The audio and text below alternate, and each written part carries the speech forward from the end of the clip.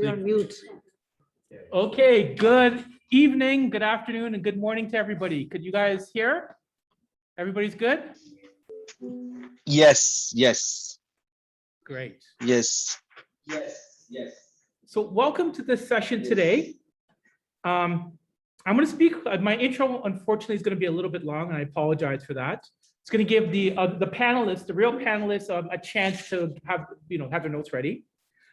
So we'll start, of course, with land acknowledgement, and just shout if I'm going too fast. Okay. We wish to acknowledge this land on which the University of Toronto operates. For thousands of years, it's been the traditional land of the Huron-Wendat, the Seneca, and the Mississauga of the Credit. Today, this meeting place is still the home to many Indigenous peoples from across Turtle Island. And we are grateful to have the opportunity to work on this land. We also must address ongoing forms of genocide and structural violence that continues today on this stolen land. Colonialism continues. I want to thank and send a shout out to Nancy D and to Dawn for all their help today putting this event together. From graphics, the space, tech support, massive shout out to both of y'all. To Nuke College and the Caribbean Studies for hosting this important conversation. This session will be recorded, and I'll be using this for my upcoming lectures. To the sponsors of today's event, Caribbean Studies, U of T, Labor Studies, Simon Fraser University, Global Labor Research Center at York, Faculty of Environmental and Urban Change, Work and Labor Studies also at York University, Art and Social Change at OCAD, Scholars Strike, Transactional Law and Justice Network, Immigrant Workers Center at Montreal. Am I missing anybody? Nothing? Anybody want to add their name to? No? Okay. So we gathered today to hear from this extremely impressive panel of activists and thinkers. But before we proceed, a year ago, we lost someone very, very dear to us, Aziz. We could think of no better way to recognize your contributions, Aziz, to our ongoing efforts than to dedicate this panel to you.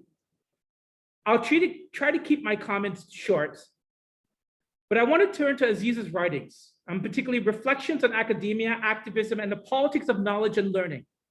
In the first opening comments, Choudry says, we contend that we need to take the opportunity to learn from organizers, activists, and people, think, learn, analyze, and generate.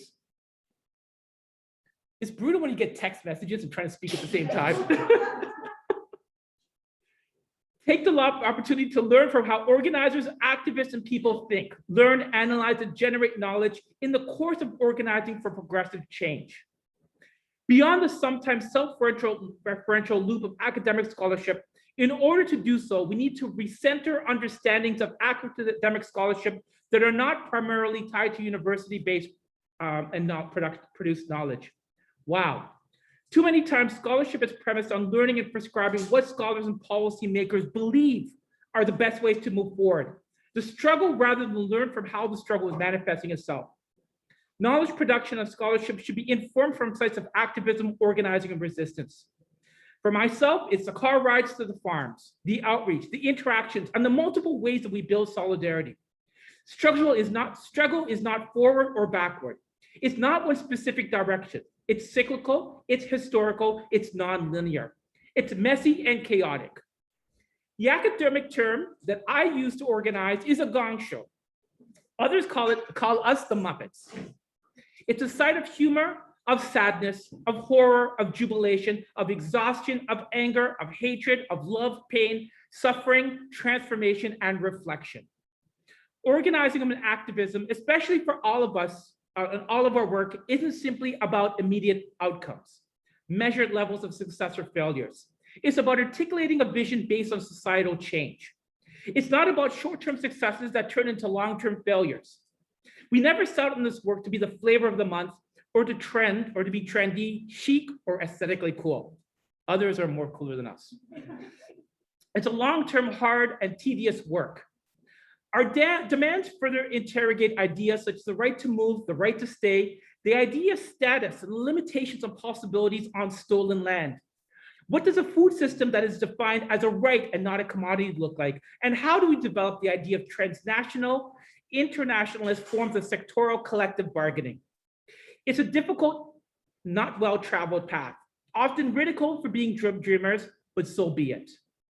To quote Aziz once more, activist scholarship that offers hope and deep analysis should not simply accept that we are told our pragmatic and realistic horizons of possibility and unquestioningly take up new, in vogue vocabularies and terminologies for thinking, acting, and framing how we think and act. Rather, should also examine whose interests are served by the ebb, flow, and forgetting, and have understandings of where terms and concepts, practices, and exploratory frameworks so quick to be adopted as common sense, progressive ideas and articulations come from, what historical process they arise from, and what they reveal and what they erase. To Aziz's family and all his comrades, this is for you. In the Canadian Quebec context, Mustafa, Stefan, Chris, David Austin, Adrian, Kathy, Eve, Mark Thomas, Stefan, and so many others, we send our love and our solidarity. Now to the panel, we have several amazing speakers today. In no particular order, I also reserve the right to introduce them any which way I want. Adriana Paz is a member of Justicia for Migrant Workers. She's also did time at the Workers' Action Center, the Solidarity Center. Read her master's thesis, and you'll understand what it means to organize with migrant workers and the use of storytelling and the use of telenovelas in organizing. Adriana's collective work was able to get thousands, tens of thousands of dollars with a group of migrant workers who organized for change. So watching Adriana grow from there to now in her work with domestic workers internationally is something that's phenomenal to see. Sonia Singh, and I remember Sonia Singh from, I guess, the first day of either regular or alternative Frosh Week way back in the 90s. And I've seen Adriana become one of the most critical, incredibly important thinkers and strategists in the continent. Sonia has done time at the Workers' Action Center, the Maquila Solidarity Network, Labor Notes, and now she's one of the co-directors of the Food Chain Workers Alliance. Evelyn Encalada Grez is an assistant prof at Simon Fraser University and one of the founders of Justice for Migrant Workers, or Justicia. Evelyn has a phenomenal way of organizing, of bringing people together and trying to have us understand the methodology of love. Our website, Facebook, and Twitter. People knew for decades about our work through her use of social media. They had no idea about our organizing, but it was because of Evelyn's work on social media that people had an idea of who we were. Professor and Dr. Vasanthi Venkatesh. Vasanthi is one of the sharpest cookies out there. And she's my co-conspirator at University of Windsor Faculty of Law, where we challenge students to think through community lawyering. Her comparative analysis of migrant labor is cutting edge and leading, and her academic scholarship has greatly helped to think through multiple challenges that have emerged on the ground. Tanya Ferguson, wow. Well, Tanya has worked for SEIU, Unite Care, Workers United, and the Public Service Alliance of Canada currently. For anyone who wants to know what a workers organizer is, Tanya is one of the most gifted that I've ever met. She has people, she treats people as people. She organizes with people. And the best way to think about Tanya's work is that we see all the organizers that come forward and are basically transplanting our entire labor movement, and she builds with people. We also have Sazna, who's here, and Sazna is also an integral member of our Justicia for Migrant Worker community. She currently is an organizer with QP 3902 and a beautiful artistic soul. I want to also just do some events announcements because we forget. So just for people, if you're interested, on May 28th, we have a candidates forum with the Injured Workers Action for Justice about migrant workers and injured workers and injured migrant workers. On the 29th in Leamington, we have a workshop on workers' rights. On June 1st, we're going to be throwing a going away party and good riddance party to the Workers' Compensation Board, and we're doing this with the Injured Workers Action for Justice. On June 12th, we'll be having a rally and march in Leamington, Ontario, where we'll be targeting multiple farms. On June 20th, we're going to be asking for court support. It's on behalf of Mario and Antonia. She's recently deceased. These two workers are taking on PQ&E farms at the Ontario Labor Relations Board. On June 24th or 25th, there'll be a call to action to support the workers involved in the DNA sweep. And July 15th, get on the bus to go to Guelph. And we'll get into some of that a little bit later.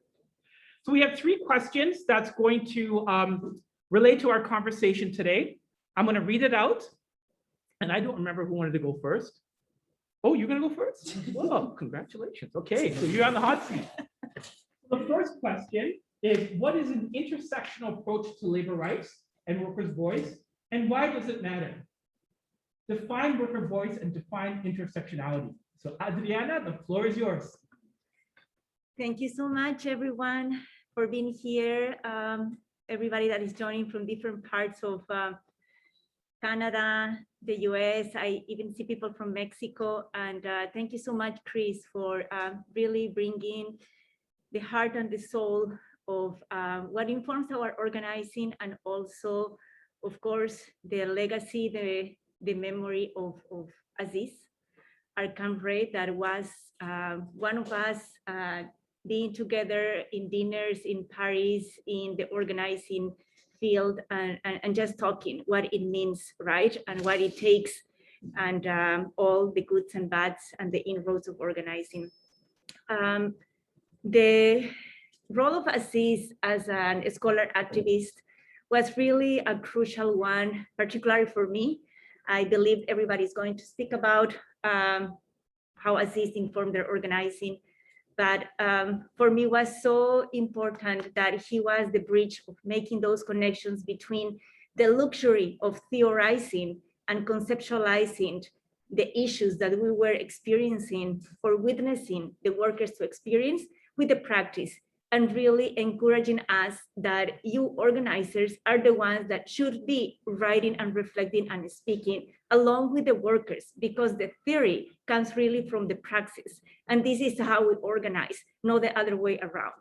So that was fundamental and keeps being fundamental in the role that I play as organizer in the early beginnings. Justicia is definitely my institutional house. I come from the farm worker organizing, where I learned all the basics, and it's what really sustains my vision of social movement organizing. As Chris said, I am now with the International Domestic Workers Federation. Just a little bit of a context, the International Domestic Workers Federation is the first global federation founded and led by grassroots women, by domestic workers themselves, from Latin America, North America, Africa, Asia, the Middle East, North Africa, Europe. So it is a global movement led by workers that have been traditionally regarded as non-workers, and whose work has never been regarded as proper work. So the domestic workers have taught us that the impossible, it's possible. And just to paraphrase my vice president, who is from Argentina, she said, we always grew up, or we were born with a no. No from our husbands, no from our employers, no from the government, no from everybody that always tells us, you don't have time, you don't know about politics, no, you don't know how to organize, you can even possibly have time. So against all these many no's, they are proving to us every day that a global union federation, it's able to achieve concrete changes that is changing their lives, is changing their livelihoods, is changing their workplace conditions, but is also transforming us, the whole movement, the allies and the people that support their organizing. So Chris questions about what it means workers' voice and define worker voice and intersectionality. I think in the context where I organize, it's important to name and to share a little bit of the structure. The IDWF, it's a mixed structure that is led by workers themselves, but accompanied and supported by paid staff organizers like me, like people that go to university and know how to write grants, know how to navigate global events like UN migration forums. So our role is, and this is at least what I think is my role in the movement, is to support, facilitate the political vision of the workers, their frustrations, their wishes, their dreams into tangible tools, processes, mechanisms, and different educational tools for them to experiment, innovate, and to start walking the path without knowing exactly where this is going to lead. Because a lot of the organizing, it's about experimentation. If we put the workers at the center of their issues, and if we facilitate those spaces for them to articulate the many multiple issues that affect and suppress their livelihoods, is where the voices are starting to come up. How this is important and why.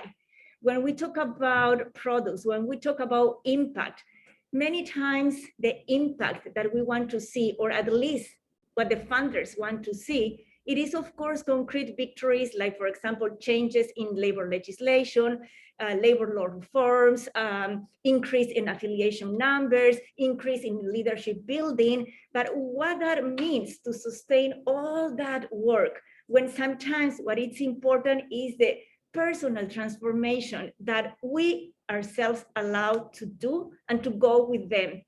Workers challenging us who and when we should lead and when our assistance, technical assistance is needed, and how do we have to step back. That dance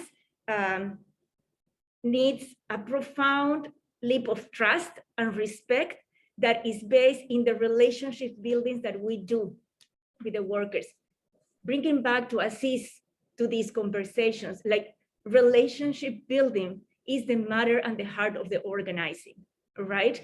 And without that, even if we're paid organizers or unpaid organizers, how we in Justicia started, and many of my Justicia comrades remain unpaid organizers, this is where the honey is from the social movements. This is how we learn to love, and this is how we learn to allow ourselves to be challenged, like deeply challenged sometimes, and to challenge the structures that we have to navigate and that we're not going to change, not at least for now.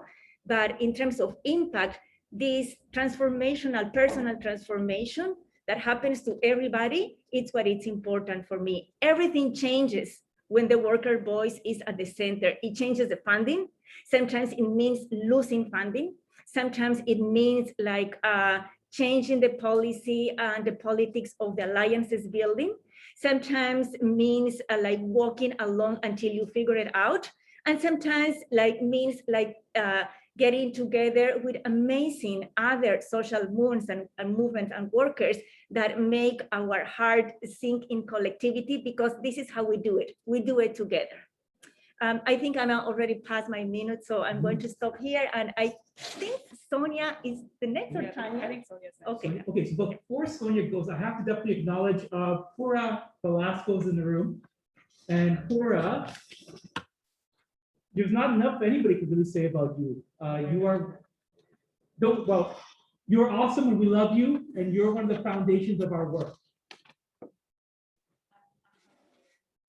I will message you what I just said. Yeah. But for everybody in the room and everybody who's watching, Pura Velasco is one of the foundations of the domestic worker organizing here in Canada, and we are honored to be in your presence.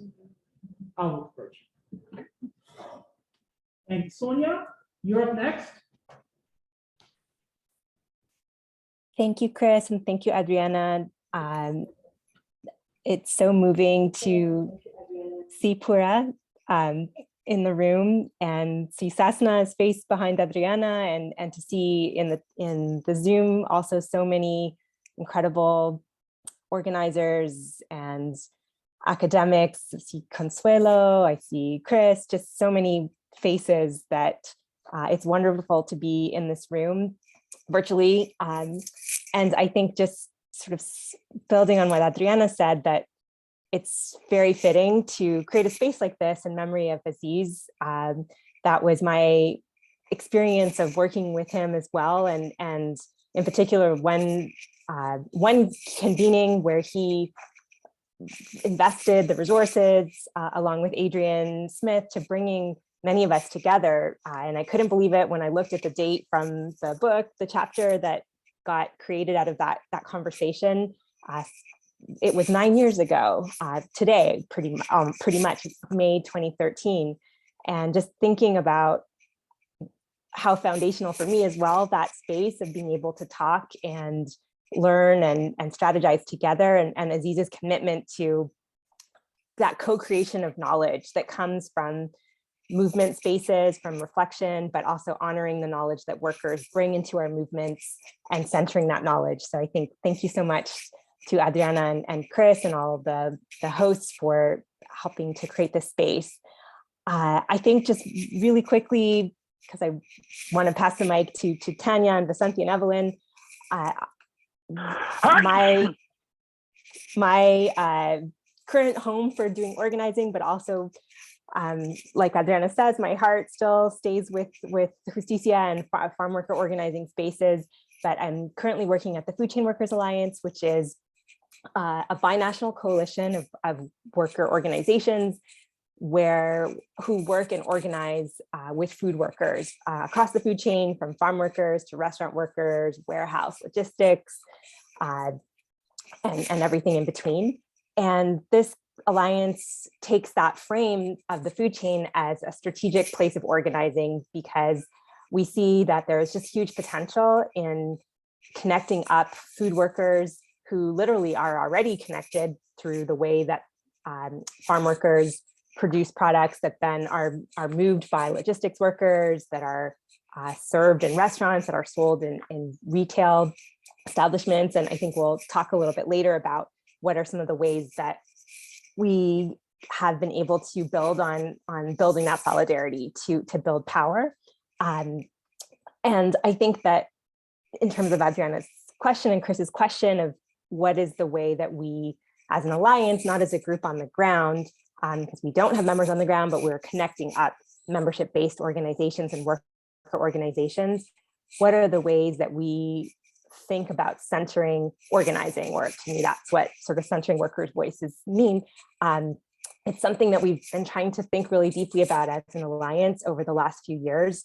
And really, how does that become our reference point of everything that we do, so that our vision is we can only transform this incredibly exploitative system where power is concentrated in huge corporate conglomerates and wages are amongst the lowest of any sectors of the economy, that it's only through organizing, through centering workers, taking on bosses, taking on the issues that matter to them in their communities, that we are going to be able to build alternative visions and systems where workers are respected, where workers can have bread and roses.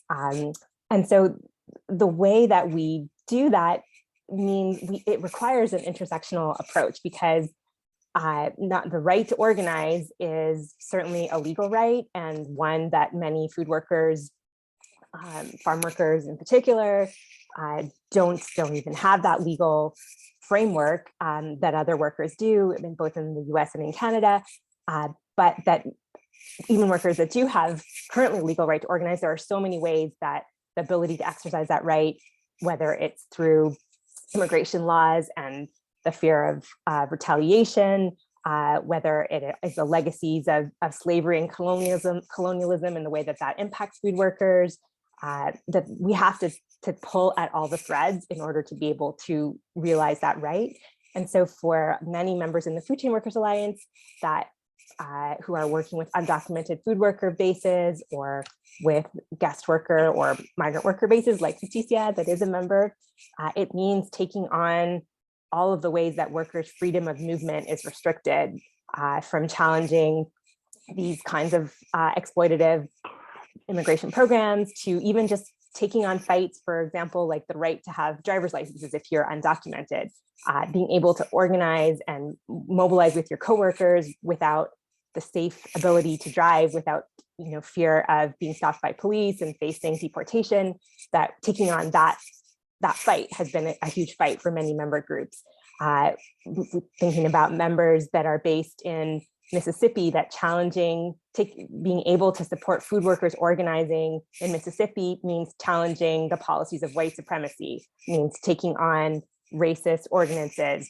It means for members in Chicago that are working with temp agency workers who are pushed into temp agency jobs because of previous incarceration and the ways that they're opportunities are extremely limited, that the strategies of how you support workers to take on temp agencies, but also look at ways to do, for example, like expungement workshops and ways to support workers to have opportunities beyond temp agencies is really critical in having that racial justice lens. And then finally, just like one more example to share is that what we really see is workers who migrate to the United States, to Canada, are bringing with them their own experiences of social movement fights from where they migrate from.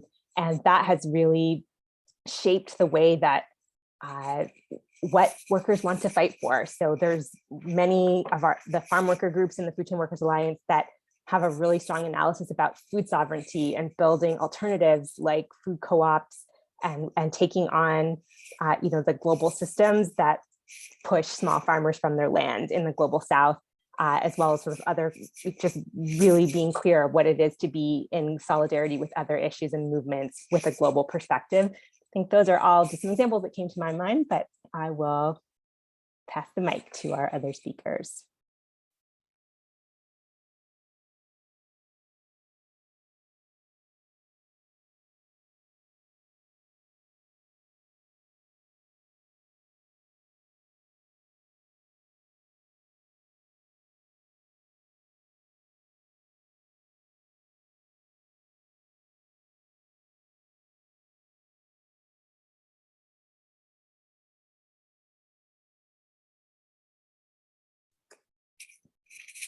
I'll just say, in case someone is speaking, you're muted, so we can't hear on the Zoom.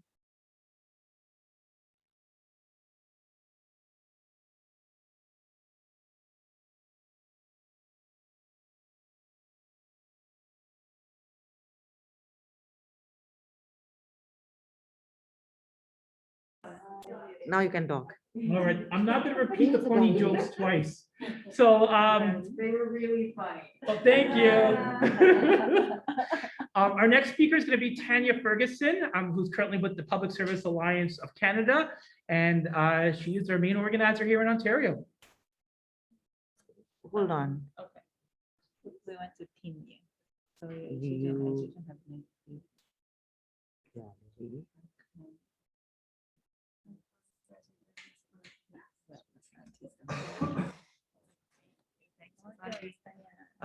Thank you. And so I will also start by saying, well, for one, I'm a very nervous speaker, so I'm just going to read from the notes.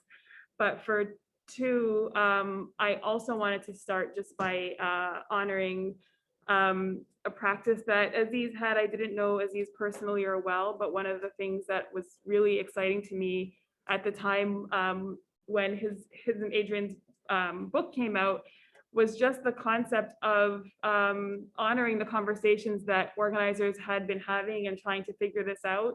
I feel like I kind of grew up with people in this room, and so for a long time I took for granted that I had all of you to lean on.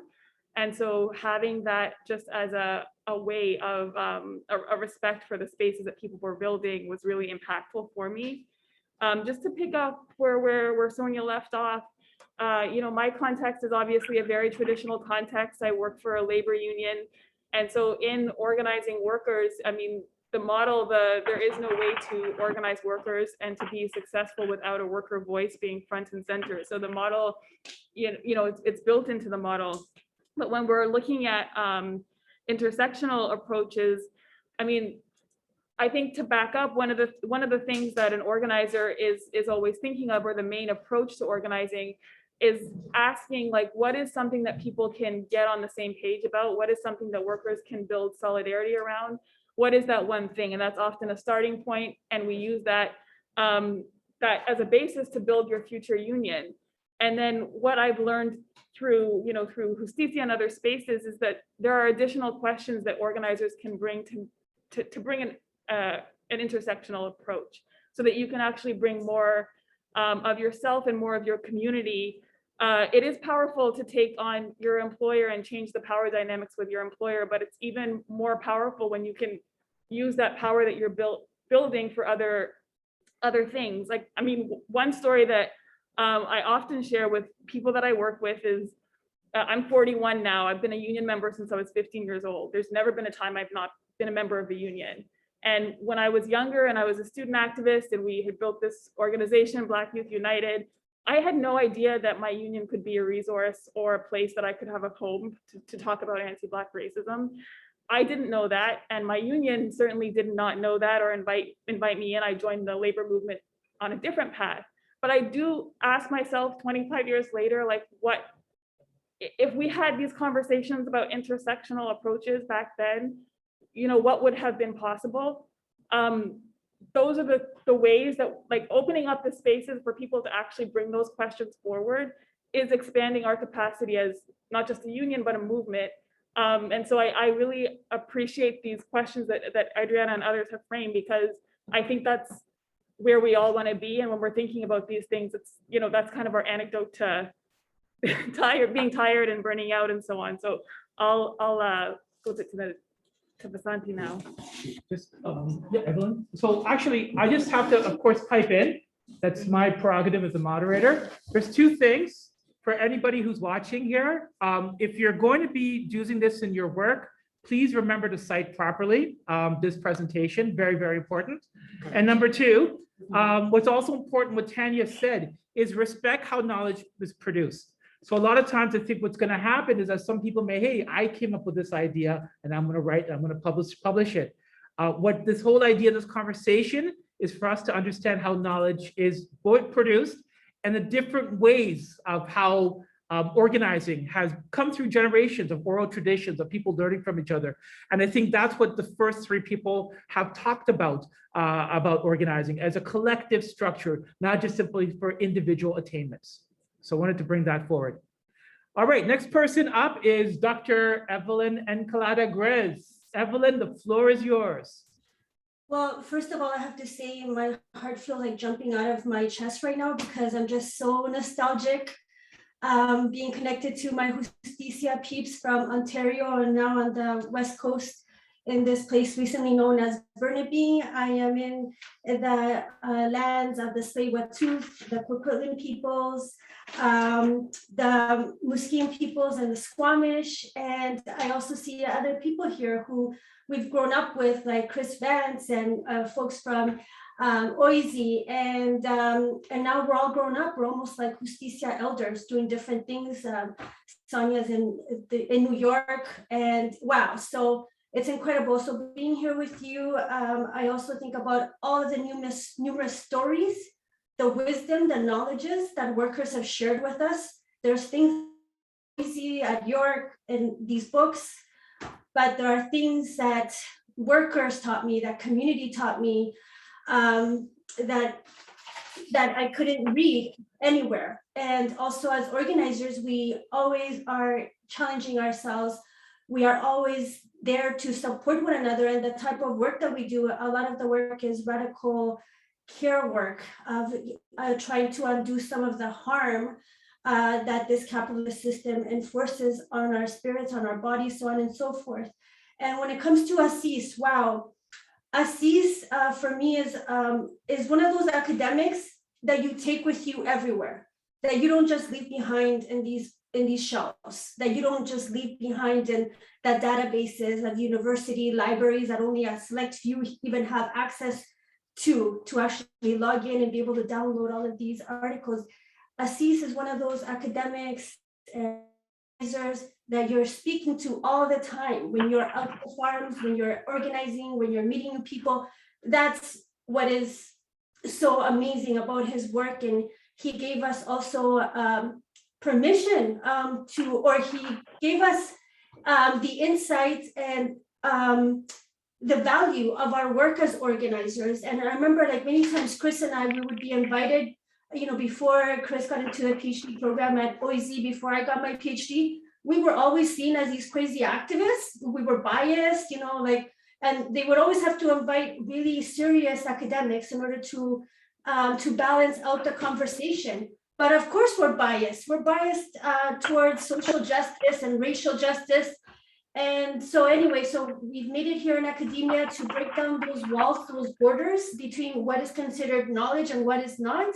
And believe me, it's a fight within itself. But so back to the question For me, an intersectional approach, this is what I was taught by all of you here in this room and by migrant workers and their families, is of course acknowledging all the multiple systems of oppression, but also holding space for the lineage, for the history that binds us together, that we could be very different as human beings, but workers come from different south, but of course there's so many similarities like structural adjustment programs that have been inflicted on so many economies, the plantation economy, colonization. And so whenever I'm out there within the farms, whenever I'm thinking about strategy, it's almost like being overcome with this wave that, or this circle that we're not the only ones that have tried to work in community throughout history, and themselves and their families and their communities are also connected to so many histories of resistance, and giving space to all of that. And out of that, coming up with transformative projects that could encapsulate some of all of those complexities and moving forward. So how do you even document that in a report that funders, would ask you to come up with and justify what you're doing? But I don't know, many times out on the farms too, like it's like we're overcome with this magical realism too. Like there's like a political serendipity to our work and magic many times, with what Chris was saying at the beginning too, with joy, with anger, with, there's just so much coming together. So out of that, we come up with transformative projects and workers' voices. For me, I see that as a terrain of power and struggle, because sometimes I get very annoyed when different organizations say that they are the workers' voice, when we know that workers have different ways of understanding their particular context of oppression and exploitation. So for me, workers' voice is always in the plural. Workers' voice is a struggle for meaning, just like we all struggle with our language and for meaning and strategy. So that for me is what workers' voice is. And I should just leave it there right there for now, so I can catch up with my breath and let others speak. Yeah, so that's it for me for now. Thank you.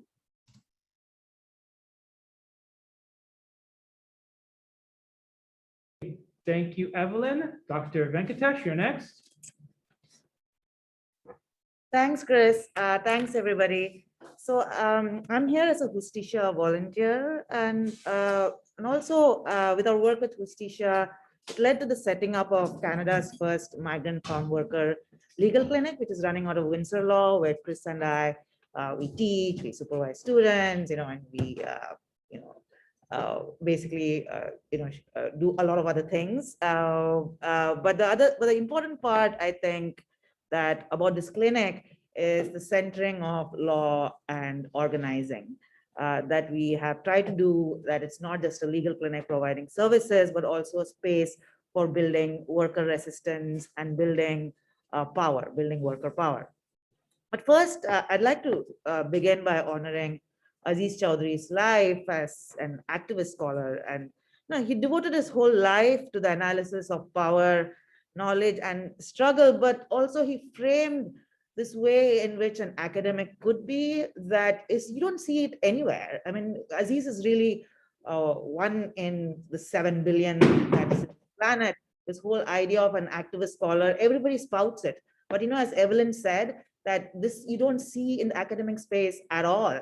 And he really gave people like us, and again, as what Evelyn said, this thing that I came into academia very late too, is that we could be academics, we could be engaged in the space, which is this this hallowed powers of knowledge, which has been so removed from people like us.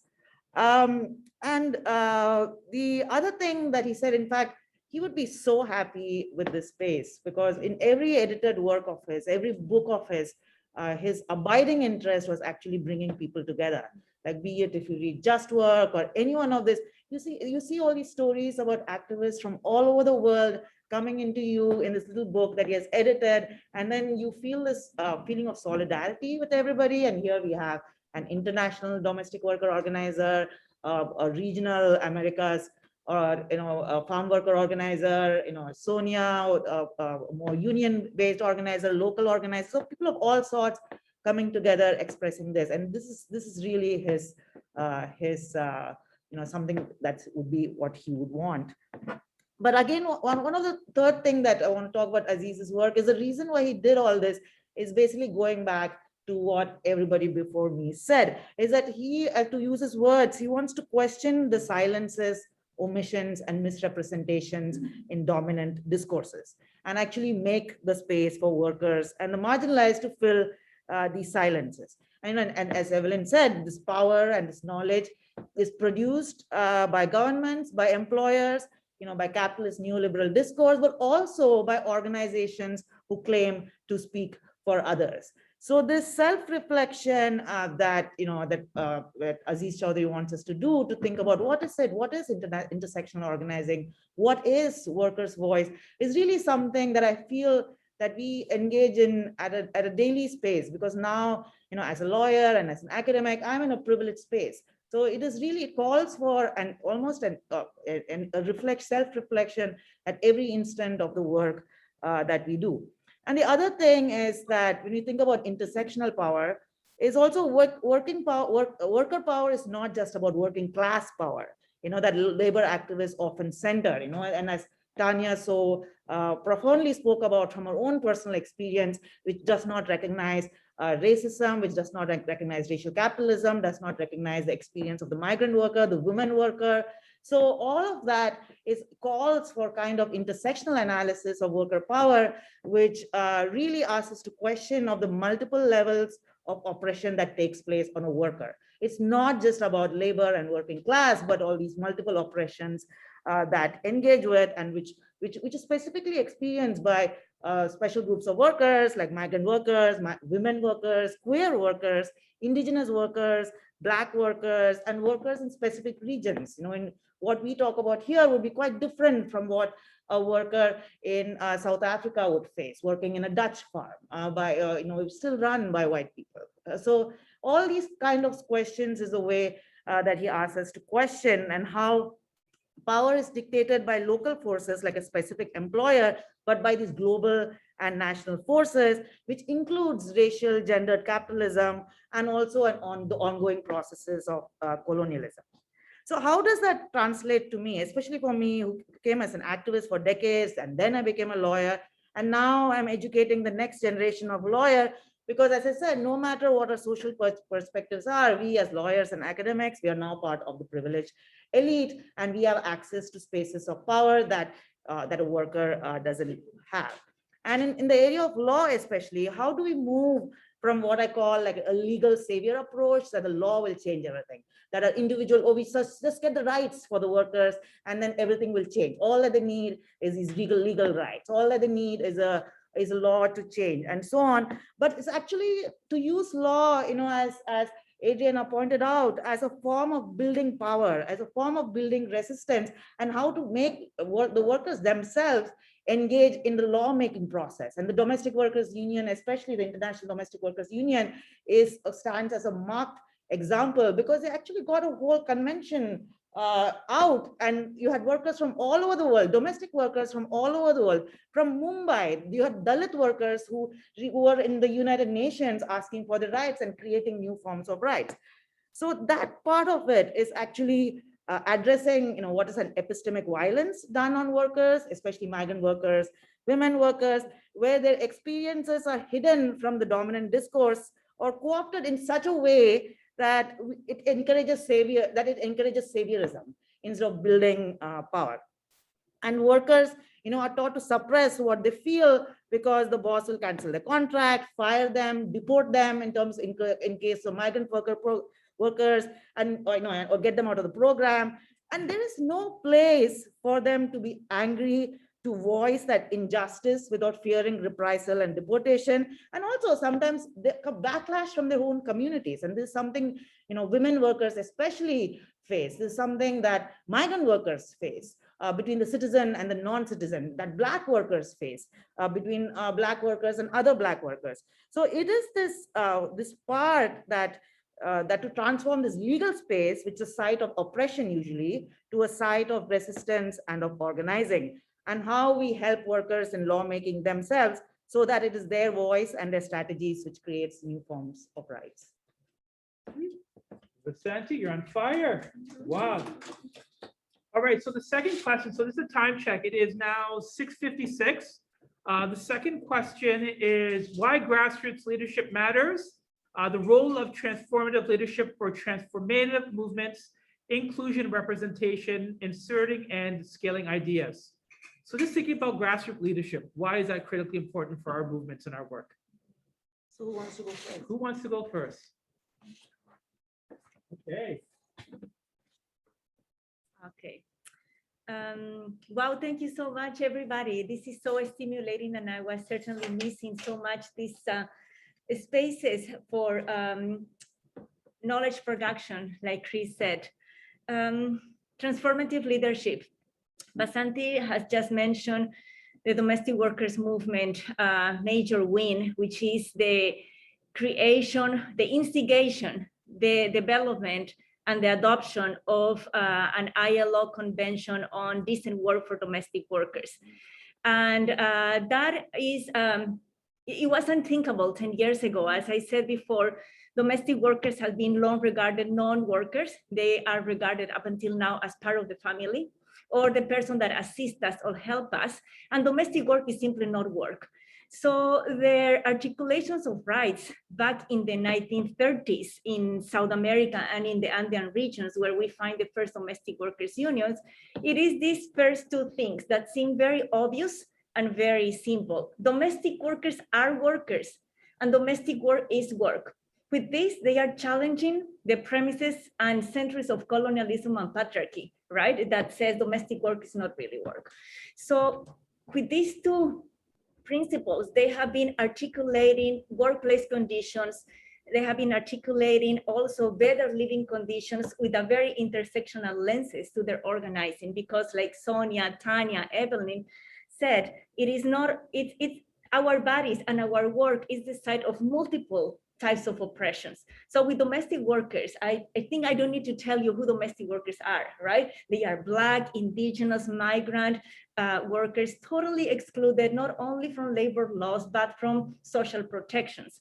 So when we talk about transformative leadership, I think the first thing for the domestic workers, the first step as they articulate their struggle is first, we had to transform ourselves to tell ourselves that we are worth it, that we have dignity, that we have this humanizing element that makes us fight for what we deserve and what we want.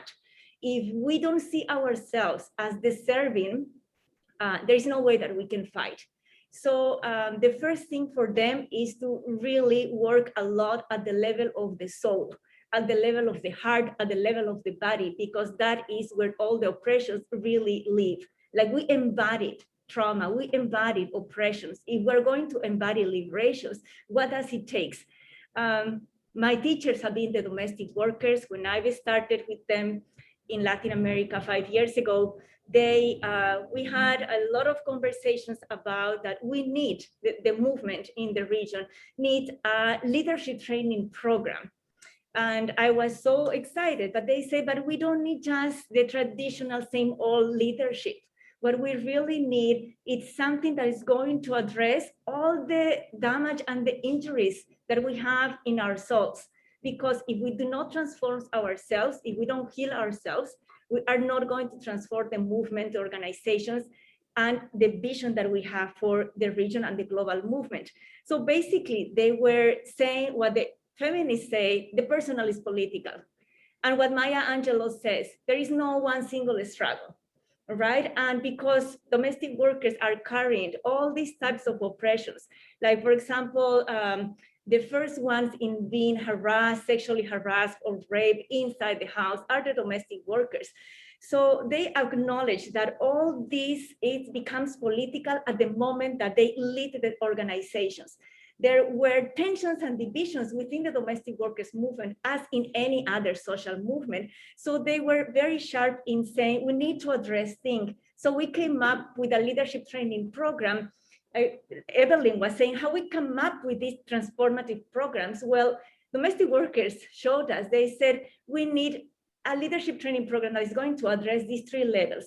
So we conceptualized the program. It's a beautiful one. It's called Luna, which means moon in Spanish, but really stands for leadership, unity, renewal, and amplification. They really are looking into renewing the long-standing, like traditional historic leaderships that they have in the region.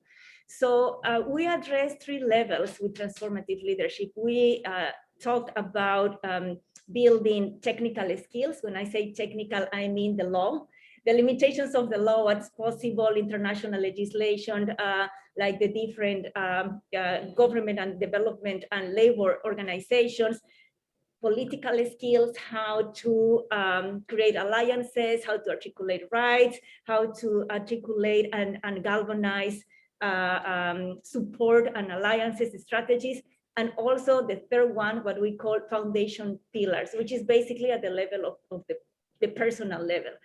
We have this leadership training program where we bring together 25 domestic workers union from 16 countries over the course of 3 retreats over the 6 months. And we also had to show funders, because all this, like talking about soul, talking about the injuries, talking about the scars that we have in the bodies and the soul, it sounds like very hippie talk for so many, like especially guys. So we had to also convince the founders, the funders, sorry, that to give us money for this, is that if you really want to keep seeing domestic workers movement, like conquering, like really impressive victories, like changing labor legislation, ratifications of C-189, this is what it takes. Trust our vision. We were very lucky enough to have people that believed in that vision. So when I say what it means having a worker voice is to put people at the center and let them experiment and innovate what is really good for their movement, because they articulate the intersection of their oppressions in different ways.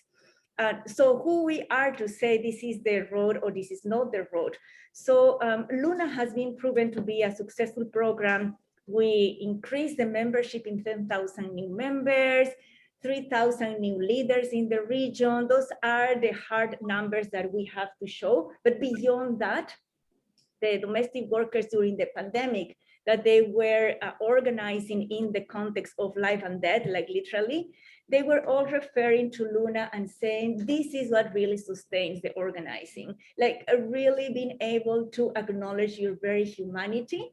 And just with acknowledging the very humanity, we can engage in a different kinds of politics and being able to not only resist, but to survive and increase membership during the pandemic.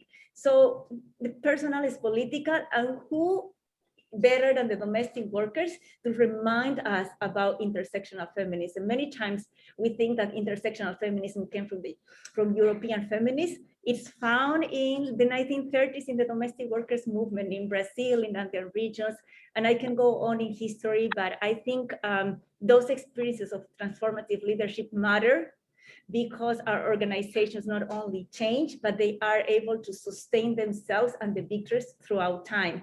It's difficult to convince sometimes funders, and it's bringing this human side, but because only an organizer knows how much work it takes to bring one person to the organization, to make them stay, but also to provide spaces for leadership, not only like token spaces for leadership, what actually really mean for workers being in charge of their organizations. It's not easy, right? And how do we are able or willing to adjust our structures and also to challenge other structures that we interact with for inserting these new actors and to insert new ideas and strategies that sometimes can sound crazy, but that's the knowledge of the movement that gets built up over time. And what's the vision that we have in facilitating this? I think it's part of these conversations that we're having. now. Thank you. Tanya? Yeah, thank you for that, Audrey. That like the idea of Luna just like makes me so emotional. I'm gonna be really quick on this question of leadership because I know that there is a lot to say about this. I am a person who my work in the union is very much campaign based. And so when I look at where we learn about leadership on campaigns, there's a couple of things to highlight. One is that even though, well, many workers obviously in this province are not served by the laws in terms of being able to unionize, but for those who are, even though we see that as a traditional set of rights that have enforcement mechanisms, in my time organizing, every single drive and every single employer, whether it's a nonprofit, whether it's a big corporation, 100% of the time, they freak out when workers take steps to organize. They take it personally. There is always some type of retaliation. It is a scary thing to go through. And so if you want to look at actually having lessons around interrupting capitalism and changing power dynamics, you can take any union campaign and see the behavior of an employer, and that is instructive to workers. And people who have gone through those processes are often transformed. And when you have leadership coming out of those processes, those are not shallow wins often. They're actually very deep wins because those are things that teach us lessons about the economy that we're living in. The other thing I think from campaigns that you learn in terms of leadership is that like the society that we live in tells us that all the problems we have are individual, all the solutions are individual. And you know, I also think about my own upbringing and my own education where we lift up individuals and say this person got us this and that and the other.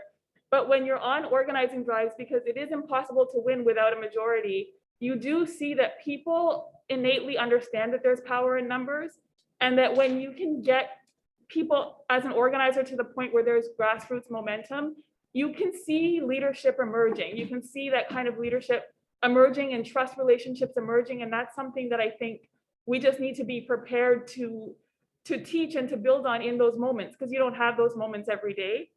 So I look at campaigns as a place to learn about leadership. And again, going back to where we started with Justicia and with Aziz, it's also in our own moments where we have this kind of momentum and we're having these kind of conversations, we have to be prepared to sort of respond in those moments and support leaders and learn. I think we just have to have a practice that does that. So I'll leave that there. Those are my thoughts on Just it. to clarify, when we say a campaign, you talk about an organizing job, a union organizing. Yes, yes, Okay. thank you. Thanks. Sonia, you're next. Thanks so much. I agree with Tanya that just it is incredible to hear about Adriana's model, but also just how Tanya is sharing like this. These are the concrete places that we are talking about how we really alter the balance of power and sort of address that, like move the needle, I guess, and really supporting workers to take on the organizing that is important to them. And I think what I've certainly learned from folks that are in the room and in the virtual room, you know, just again, to call out Pura's experience, learning from Pura and how she recruited and supported an amazing group of migrant caregivers. When I was sort of observing from Toronto, I just also think about an experience watching Sasna work with a group of migrant farm workers in Leamington to just take on through a leadership program, take on a small fight of getting interpretation in the hospital that didn't exist, so that workers were dependent on their employer to bring them to the hospital and interpret for them if there was a workplace injury, and just all the power dynamics that creates and all the barriers to getting basic healthcare.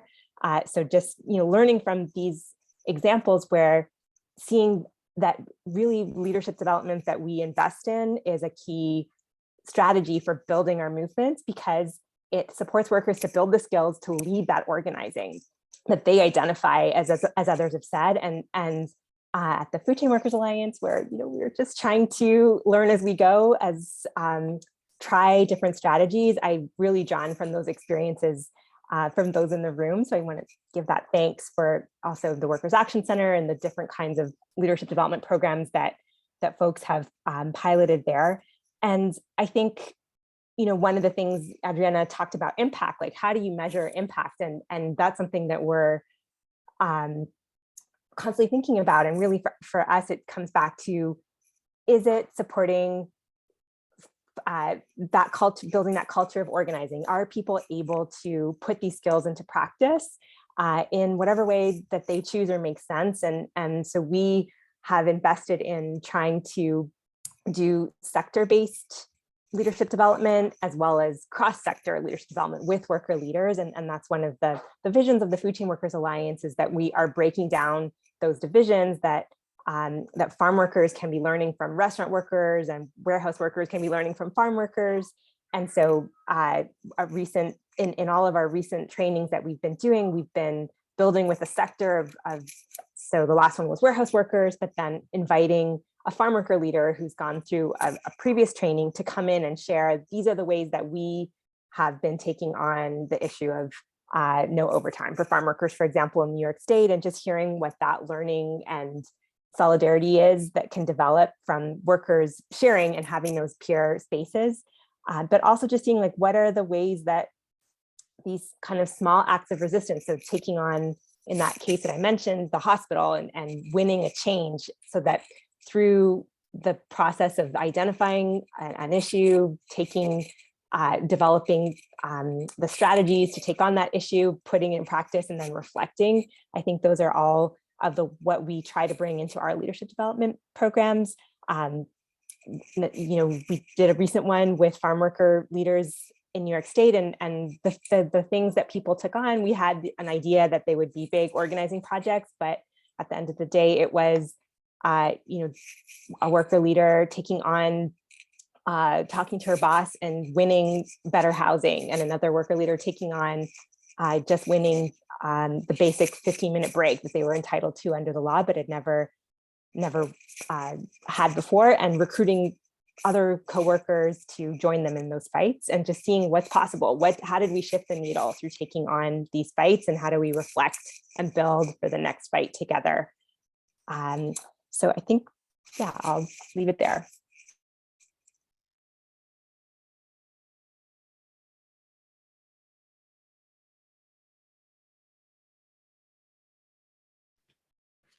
I think one of the important lessons is here how struggles and workers learn from workers. And in our context here, a lot of the demands around status on arrival or permanent residency came out of the caregiver movement and people like Pura. So we've learned a lot from the domestic workers. And about 15 years ago, it was us trying to organize with domestic workers. It was one of the first pivotal moments that we were trying to bring workers together, which I think is critically important.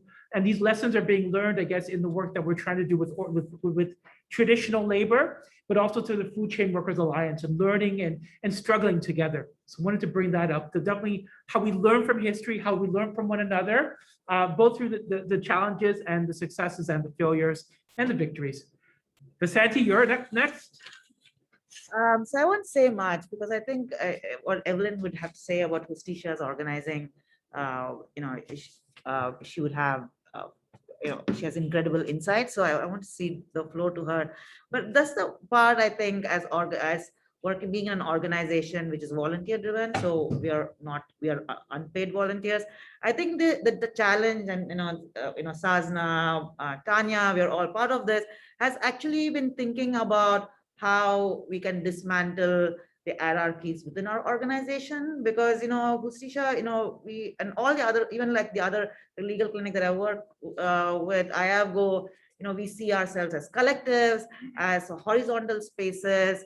Everybody's voice is heard, and I think that's the way it should be, because if we have to live the life that we want the world to be in future. So if you're talking about dismantling hierarchies outside, we have to dismantle the power within. But it certainly is a space that we have to keep thinking as to when we call ourselves grassroots organizer, at what point we are no longer the grassroots, at what point we are actually making sure that it's the workers that we are listening to, and know that we are going to the farms and we're listening to all kinds of workers. As Chris said, what we can learn from each other forms an essential part of it. And I think as well, when Chris and I were teaching the students, it also gives us a lot of space to reflect and thinking, because these students are now thinking about these things, but they haven't had the lived experience, and they probably will never have the lived experience of what a migrant worker is, or what a domestic worker is, and so on. But how do we inculcate an education where they learn to take a back seat, where they learn to cede their privileges, and if they're using their privilege, it's to open a space for somebody else, not to open it and then occupy that space.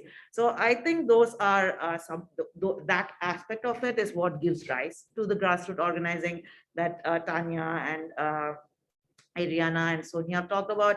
But I think Evelyn can talk a lot more about Justitia's work. Thank you so much, Vasanthi. And there's so many ways to question, and it's a very important question, particularly right now in the context of government funding these settlement organizations that are working with temporary foreign worker programs and offering workshops like conflict resolution or conflict mediation for migrant workers and their employers. And it's like, what? Like, what context exactly are you talking about? So then the question is what is a transformative movement? What makes a movement transformative? And between an organization of paid organizers or an organization period and a whole wide range movement that fights for structural change. I wanted to focus mostly on transformative moments as well.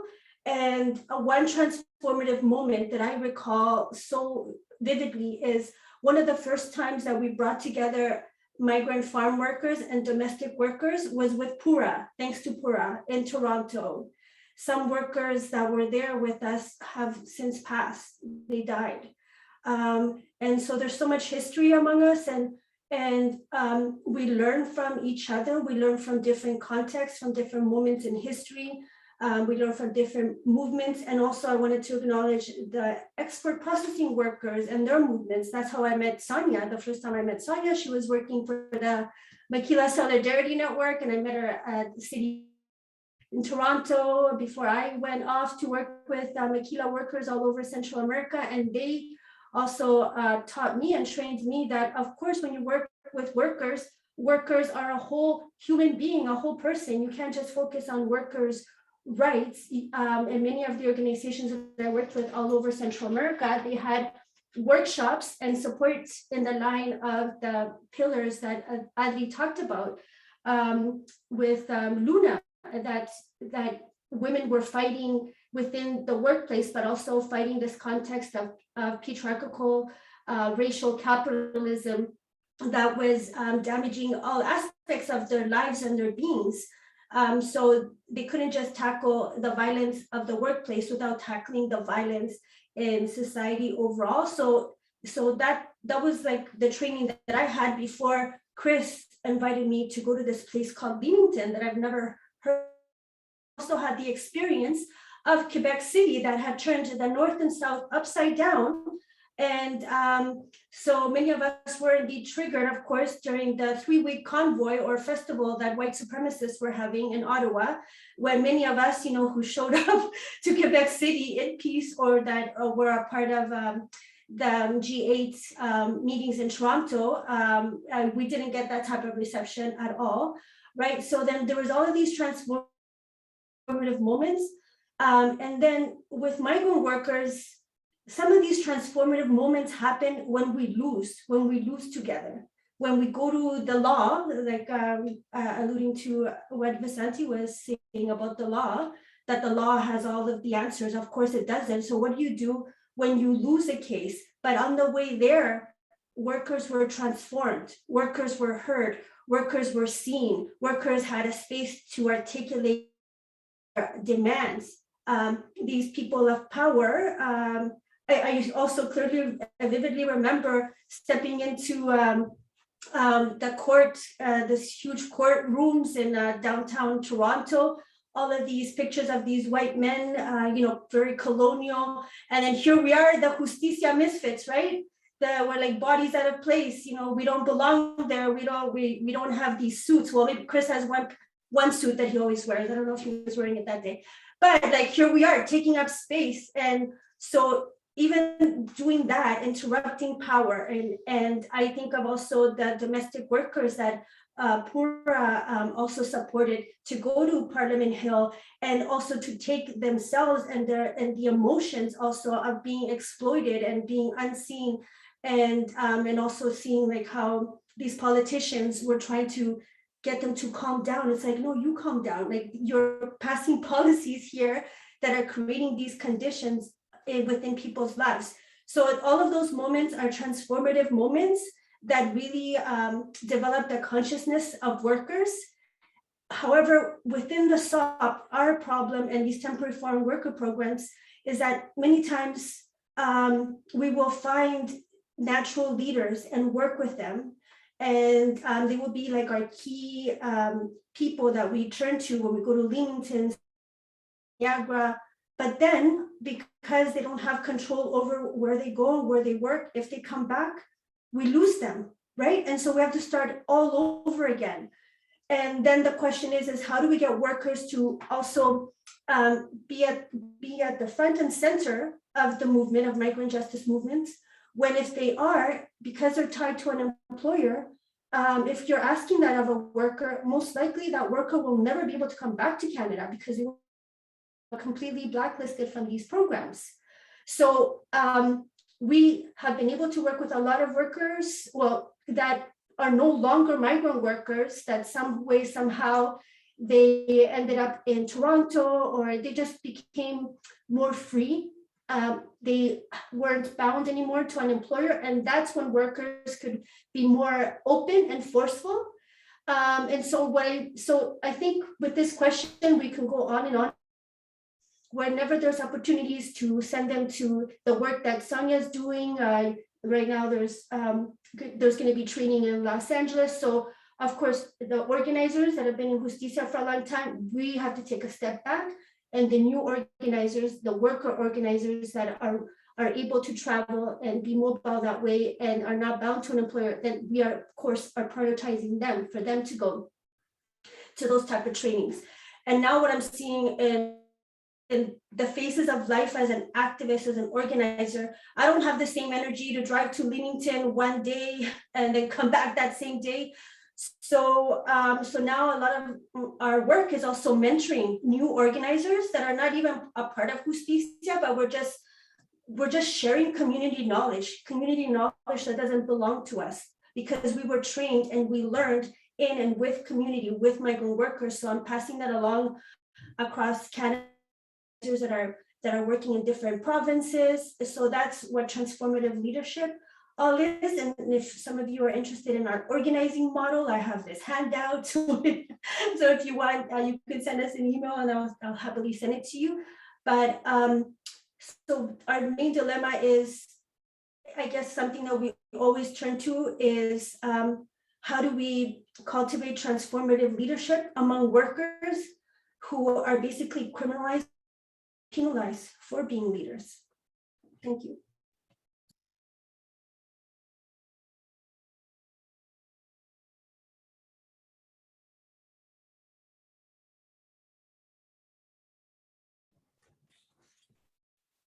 Or Ev, you're done, right? Okay. All right. So it's a Q&A time. So we're going to do Q&A in a couple ways. So one, anybody who would like to type in the chat box, that's number one. Number two, if you want to message me on my WhatsApp, you could just type my number, and you could send me a message privately on WhatsApp. And my number is 647-834-4932. That's another way if you want to ask a question. We'll maybe start off with two questions, one from in the room and one from Zoom world. Anybody in the room would like to start? Question, comments? Yes, Cora? Yep, and I'll repeat it. Okay. I may not be good in speaking to English now because I have not been speaking to English for right after I retired. Yeah, but I think it's like when I was organizing domestic workers to fight for I was always aware about going through the process of when I speak to caregivers or domestic workers, we always start with doing the process of evaluation of our work, understanding how much work we do and how much work we are being paid for. And it seems to me that it was a good process that we start with that, an assessment of the work that we do and an assessment of how much we get paid for the work that we do. Because you know, if you're a woman, you think that it's just part of being a woman, but no, this is economics. I do work for you, you have to pay me the right amount of money. And it really bugs me, and I'm glad that some of the domestic workers that I was connected with before, they were phoning me lately and they said, oh, you know what, I remember you taught us the value of our work. We start with that because now these caregivers are now working in nonprofit agencies. And at the beginning of their work, they said that it was like a gig economy, that sometimes they have to work for 1 week, but other times they don't have enough work. So I think getting bogged down or getting upset when you're working and you know your value of work and you're not getting paid, that's when you have the fire in your stomach to say to your boss, I'm sorry, you're not paying me the right amount of money, which I deserve. This is my work. I have a list of the work that I do. So, and also because domestic work is dirty. Any work that involves cleaning or helping a client with Alzheimer's disease, and then you do personal care. So anything that is a job that involves cleaning body fluids, they don't pay well, they don't recognize it. So I think the most important, again, going back to the first principle, valuation of work, you let the women or the caregivers or domestic workers understand that they have to go through that process of analyzing the amount of work that they do. I remember when I was providing personal care to an Alzheimer's client. My employer saw me and I said, you have to know how to give personal care to your mother, because I was about to leave for a vacation. And she said, you have to show me. And so we guide the mother to the bathtub, and there are certain steps that you have to do to ensure that it's safe when transferring the client to bathtub. But one thing that the employer realized that it takes a lot of skills, and because always people would say, you're a domestic worker or caregiver, you don't have skill. Right. It's not a skilled job. So, well, her mother was already in bathtub, and the bathtub was filled with water, and then the patient or the Alzheimer's, the client was did not know that we were there, because people with Alzheimer's, they don't have a concept. Sometimes they can see you, sometimes they don't see you. So it was very difficult because it seems that the client was, I'm sorry, I'm not, maybe just try to understand my English now, because I'm so the my employer was doing the bathing, and I was giving her some assistance, and her mother was already hitting her because her mother knew that somebody was doing something with her body. So I said, here's some, keep her, here's some, a face towel, give it to her. And then both face towel, both hands should have a face towel. So keep the hands busy so she doesn't need you. So, so after the bathing session, she told me, how did you figure it out that keeping the hands busy of them? My mother I have a better control in doing the cleaning. And I said, you know, I work also as a child care provider. And it's the same with babies. Sometimes they don't see you, sometimes they cannot control their body. So you have to give them something to hold so that they don't hit you. Or, you know, so, oh, my employer said that, oh, yeah, you are really skilled. I did not know. Yeah, because, you know, so it's, I told my employer that I have a neighbor, and this neighbor works at the Toronto Western Hospital. He said that his work is, he works as an evoke. I don't know.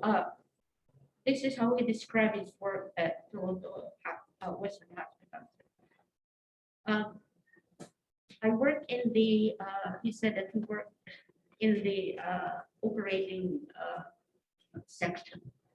And especially when there's an operation or on the brain, there's a brain surgeon and they need an evoke. And he said that he was joking with me, and he said, I'm the best evoke staff at Toronto Western, because he said that a surgeon, before the surgeon slice or touch the brain, it's the evoke who will tell him where to cut. Because he said, how come you become an expert in terms of brain surgery? He said, I was a butcher. To where to cut. Because if you say 3 kilos, 5 kilos, I'll give you 5 kilos exactly, and it's a good cut. So he said that because he knows that I was a caregiver, and he said, so you should be proud of your work because you're a specialist, just like me. He said, I'm a vote. But you see, again, going back to the idea that it's important when you're organizing, you have to talk with the person that you're trying to assist in going through the process of knowing his job or her job, to know the value of her job or his job. Sorry, I hope you understand. Thank you. Take a question from Zoom land. Anybody online? There are a couple of questions. Okay, we'd like to read them, as I can't read that far. Sure. Mohammed Nakwi, I think there's a question, how to apply for research opportunity workers related issues. I'm not sure we understand that, Mohammed. Would you like to ask the question?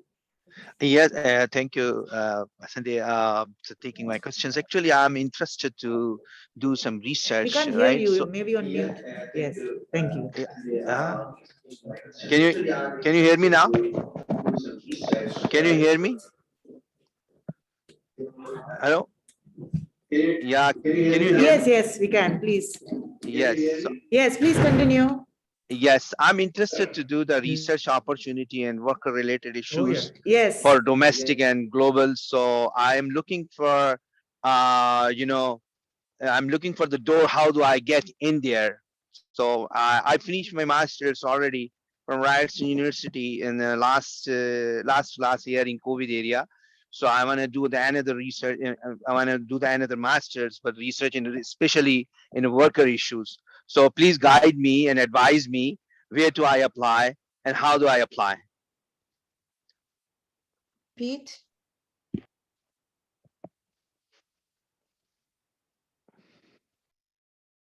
I'm sure perhaps it's a question that, all the organizations, we have our contact. Yeah. And maybe you can send an email at that point, so that we can, I think, in this forum, talk more about the organizing aspect. But thanks for your interest, though, Mohammed. Yeah, you can reach out to me afterwards. Thanks. Yeah. Thank you. and Chris Thank you is- so much. You can reach out to Chris especially. Yes. Thank you. The second question we have from Zoom is by. Yes. The second question we have from Zoom is from Donald Wren. Their question is, how do we challenge racism in the unions when jobs are dependent on infringement of indigenous rights? It's a great question. So, Maybe that's it. and there's no third Okay. question. Is there a question here? No questions? I have one question, but I'll ask it after that. No, go right now. Ask now.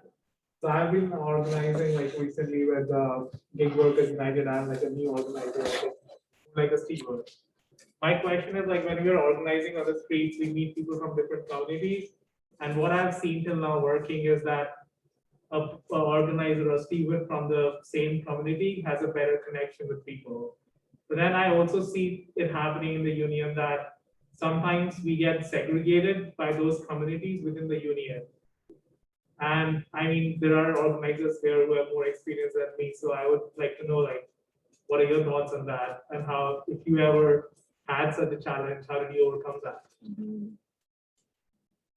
Yeah, I mean, I can give my thoughts on these two amazing but very difficult questions. The first one around challenging racism, and then the connection of, a union membership that has their stakes in jobs that are infringing on Indigenous rights. I think that this is in some ways one of the most important questions before unions. And what I've learned from especially some of the younger union members who are really putting front and center questions around just transition, there are question marks for those of us who are part of organizations where, not only do our members have stakes in what's been identified, but there are, brutal enforcers of, police in our unions or border guards or all these people who are actually doing the work of the things that we do want to destroy. So I think I haven't resolved this, but one of the things that I lean on is to talk to some of the people who are asking, what kind of transition can we make that doesn't have working class people depending on the oppression of others? That is a question we have to take up in the unions, because I have people just, as a personal example in my own family, in my own life, who were in the US military, for example. They are not patriotic people who want to do, the work of US imperialism, but these are jobs and their life is built around it. And so I do think that we have to put that question front and center and be talking about it and strategizing around it, because I think we can unlearn that our livelihood has to be an investment in ongoing genocide and so on. Does somebody else want to weigh in, or should we go to the next question? Oh, sorry. Maybe just weigh in / question on the topic of organizing. My name is Vanessa, with Cater Toronto, and be here. In any event, I think it's an opportunity not only to think about a lot of what Pura was talking about is very feminized work that's under-recognized and racialized. And there is an opportunity, but also a caveat, many caveats in having these migrant worker programs, is that it's a program and then you can at least specify policy and hold certain folks accountable and higher ups versus just employers. But thinking about age and also the fact that not every industry and the opportunity in food is not every industry has been able to unionize. And it is incredibly challenging. And also, like, unions are not, they haven't served many racialized, non-status or whatever populations. And so it's these alternatives that we really need to look to. And I don't have like a question, but really thinking about like grocery workers, status, culture, and food workers is like, I mean, I'm connected to all of these, but it's sometimes I think about farm workers, and at least there's like not only justicia to organize, but also like there's a policy that you can say there's this, and like you can hold some folks to account. The other thing I want to ask that's always been on my mind, and it plays out in different ways, is some newer, I guess, organizers, how are you ensuring that the folks that you're organizing with are safe? Because it's one thing to have status and be like, organize, and then you get booted. And there's all these things like, is there like a tip sheet that you go to, like, we would like to organize, but you need to know that this could happen to you, this could happen to you. Like, is there something like that? Because a resource like that would be very helpful, I think, for many different kinds of organizers. Great, thank you so much. Does Sonia or Evelyn, would you like to chip in? Sonia, speaking of indigenous unions themselves, you have the U.S. Native American Iron Workers, which supposedly built half of New York, and you have the Iron Workers, Indigenous Iron Workers Union in Ontario itself, which has built half of Ontario, in fact. So, there are indigenous workers involved in unionism and strong unionism, in fact. But yes, but as Tanya pointed out, and as all of us pointed out, that we talk about labor power, but we don't understand that labor power can also be a form of oppression if you don't think about the intersectional aspects, such as colonialism, indigeneity, gendered labor, and so on and so forth. So just in the interest of time. And just Don, if you would also want to hear your reflections on what you've been doing at Unifor, because you play an important role in Unifor union in fighting for change as well too. So we'd love to hear from you as well. Sonia and Evelyn, anything you'd like to add?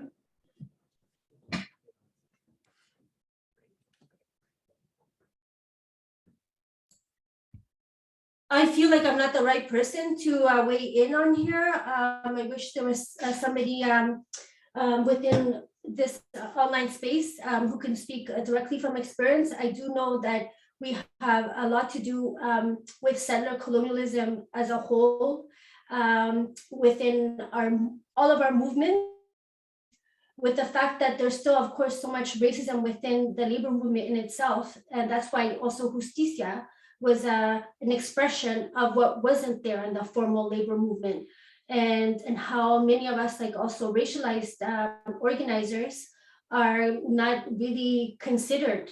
Our knowledges are not considered. We're not there at all. And I also wanted to point to that a lot of migrant workers, they are indigenous, they are Mayan, they come from different indigenous. In Mexico, Spanish is not their first language. It's their second language. They speak another indigenous language. So I think that there's a lot of work that we still have to do to create bridges and to create a more opportunities for synergies and for conversation of what settler colonialism and how dismantling of colonization has to look like beyond nation states, because an array of communities and nations across the Americas and beyond.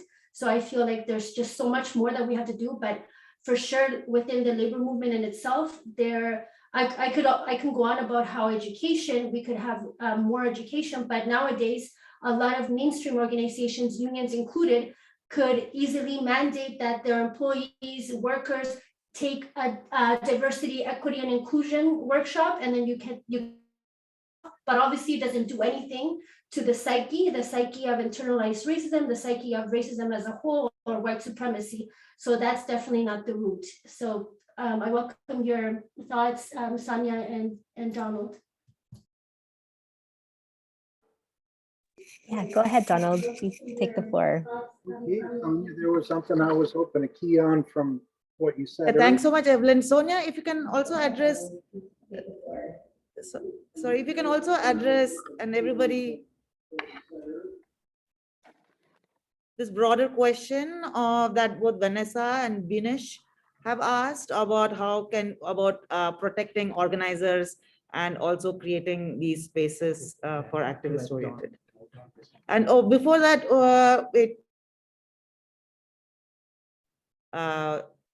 sorry, I interrupted while you were talking. I think there's a lag in the sound. So if you can please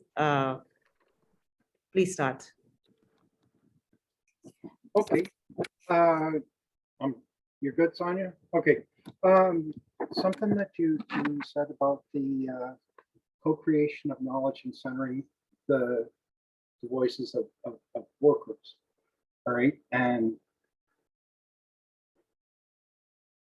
there's too many people in the union movement who are concerned with union jobs and not workers' rights. And this is a problem. And this is what I've been challenging for years now, primarily through activism in the Indigenous community. Well, in Turtle Island, I guess you would say, mostly in Regina, but this has kind of put me on the outs because I'm defending people's rights and it seems to be in direct opposition to the work that my union does. And who I was Vasanthi, I'm sorry about if I missed the name or not, but just said something about protecting organizers, all right? And I'm an older guy, but you know, like I'm a classic example. If you adopt the wrong position in the union, you are no longer welcome. I think that, but about Indigenous rights, gosh, we could do a whole webinar about that. All right, thank you.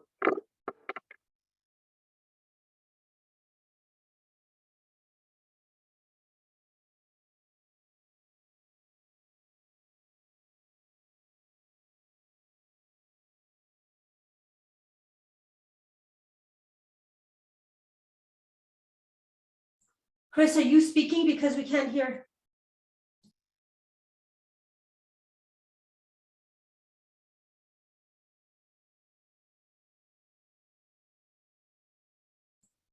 Hello, Toronto room. Hello, Toronto. We're muted. Yeah, no, we're not. Okay. Sonia?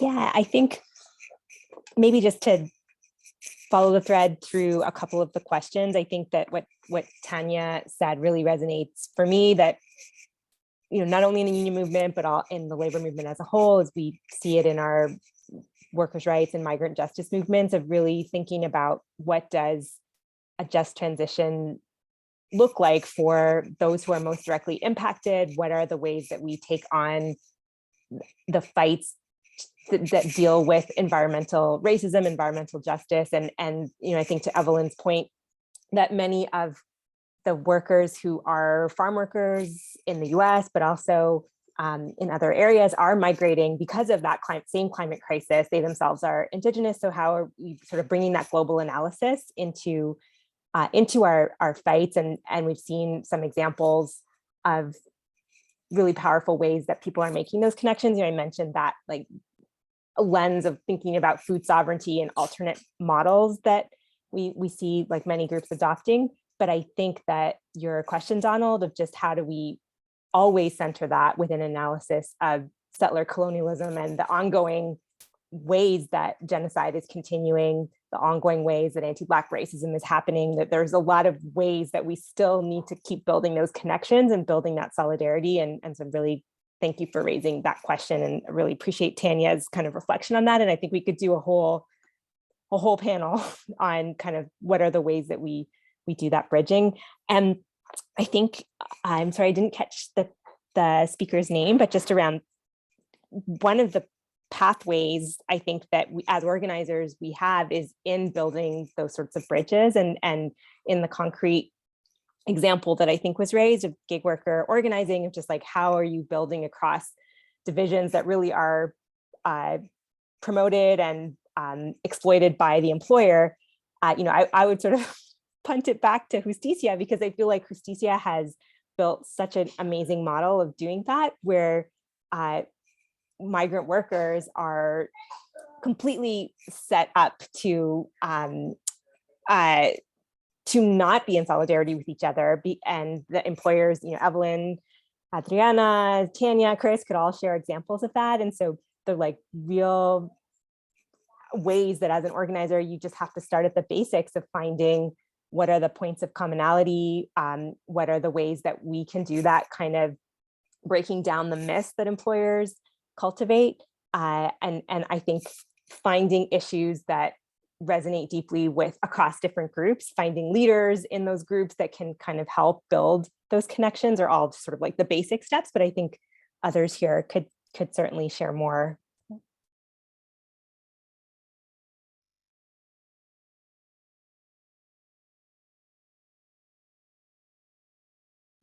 Okay, so now, Adriana, yep. yeah, so now I just want to say Adriana brought us all together. So to respond to Vinish's question and also to Vanessa's question, Adriana is sort of like the, played that part that Aziz would often play in bringing all of us together. So I think it's only fair that she has the last word.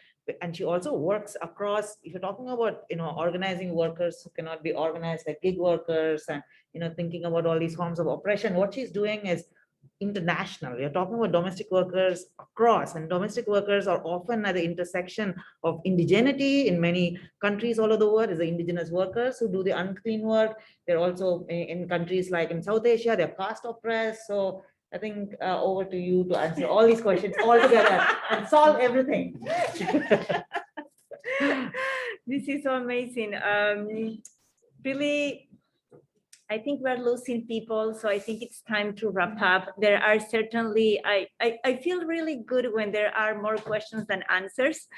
And there is one about safe spaces. I don't think I can answer all. I think we can all be thinking about this, but in terms of safe spaces, I think the sister just left, but I mean, safety in different senses, right? If workers are in risk of, like, because of their immigration status, because of their race, because of their identity, because of abusive husband, because of abusing police, there are all these intersections of oppression that we have to always build in our strategies, but also in the ways how they frame themselves. Sometimes we go and construct the workers specifically as vulnerable, and that is like we are defining themselves. Like one thing that I've learned a lot, domestic workers define themselves first, and we go with that definition, and based on that definition is when we start like acknowledging the sites of vulnerability, but the ones that are like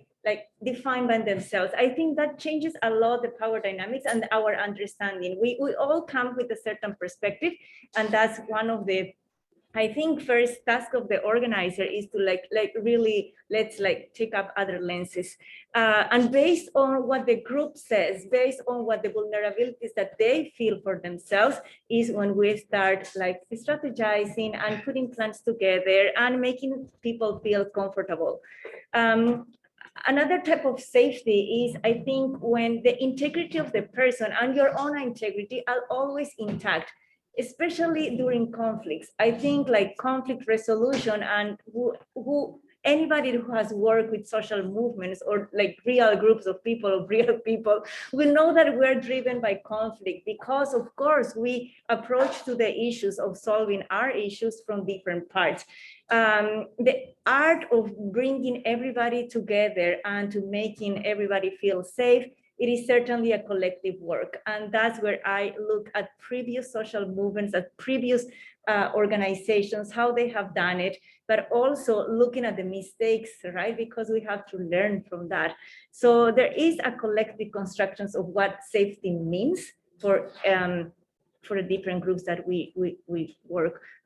So much we can say, and the idea is that we don't say it all. So I get back to the moderator. All right, so on that note, this was a fabulous, fantastic panel. It's recorded, so hopefully we'll share. I just have to figure out how to press YouTube. I just don't know these things, but we will find a way to share this with people and look forward to more conversations I will be having. And thanks again, and just keep organizing. And Aziz, we love you. And yeah, thanks for everything. All right, peace out. Good report. Good report. Did we lose her?